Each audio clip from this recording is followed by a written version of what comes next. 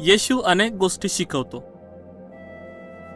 येशूने देवाच्या राज्याविषयी भरपूर गोष्टी सांगितल्या. उदाहरणार्थ, देवाचे राज्य मोहरीच्या दाण्यासारखे आहे, जे कोणी माणसाने आपल्या शेतात लावले. तुम्हाला माहिती आहे, मोहरीचा दाणा हा सर्व बी मध्ये लहान आहे, पण जेव्हा हा मोहरीचा दाणा उगवतो तेव्हा बागेमधील सर्व झाडाहून ते झाड अगदी मोठे होते व खूप मोठे होते की आकाशातील पक्षी त्यावर येऊन आपले घरटे बांधतात व राहतात. येशूने अजून एक गोष्ट सांगितली. देवाचे राज्य खमीरासारखे आहे, जे एका बाईने पिठामध्ये घातले व संपूर्ण पीठ फुगून गेले.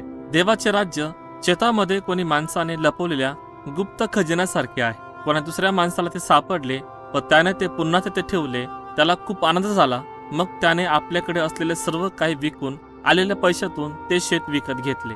देवाचे राज्य एका मौल्यवान मोत्यासारखे आहे. जेव्हा मोत्याचा व्यापार करणाऱ्याला ते दिसते, त्यासाठी त्याने आपली सर्व मालमत्ता विकली व आलेल्या पैशाने ते मौल्यवान मोती विकत घेतले. त्यानंतर येशूने लोकांना अजून एक गोष्ट सांगितली. जे लोक आपल्या चांगल्या कामावर विश्वास ठेवतात व दुसऱ्या लोकांना नीच समजतात, तो त्यांना म्हणाला.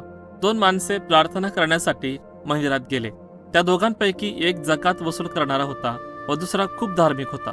धार्मिक माणूस अशी प्रार्थना केली, हे देवा, मी तुझे आभार मानतो की मी दुसऱ्या माणसासारखा पापी नाही, जे चोरी व व्यभिचार करतात त्यांच्याप्रमाणे मी नाही, व या जकात वसूल करणाऱ्यासारखा पण मी नाही.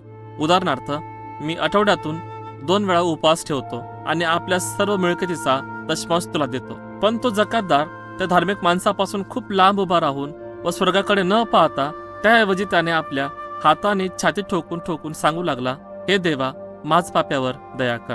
तेव्हा येशू त्यांना म्हणाला, मी तुम्हाला खरं सांगतो, देवाने त्या जकातदाराची प्रार्थना ऐकली व त्याला नीतिमान ठरवले.